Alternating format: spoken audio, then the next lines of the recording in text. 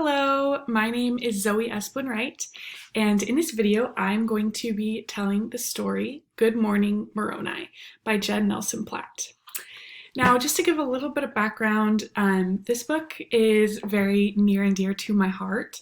My husband and I were married in the Provo City Center Temple, and when we were coming up on our first anniversary, I saw this book in a local store in Provo. This is back when we lived in Utah, and I thought it was just amazing that it was a storybook about the temple we were married in. And so I gave it to my husband for our first anniversary, and I can't wait until we have kids that we can read this to. So this is great practice for me to read it. So anyway, without further ado, Good Morning Moroni.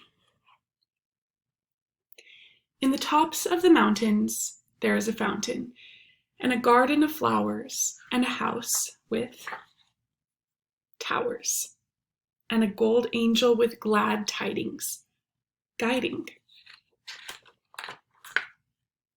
Through big doors across polished floors are hymns humming along,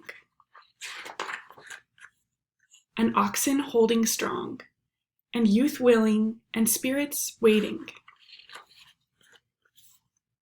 And a grand staircase, and a woman with a small suitcase, and a fair-haired man on a chair, and a person in prayer.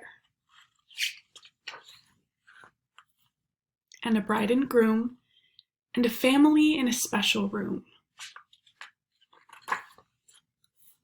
And windows of light and white. And a celestial chandelier, and Father near. There is joy around and peace inside.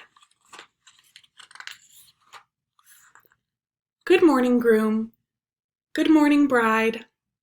Good morning, Moroni, way up high. Good morning, youth, full of truth. Good morning, those I cannot see. Good morning, forever family. Good morning, sister with the small suitcase. Good morning, brother with the smiling face. Goodbye, noise. Goodbye, rush. Good morning, spirit, whispering, hush.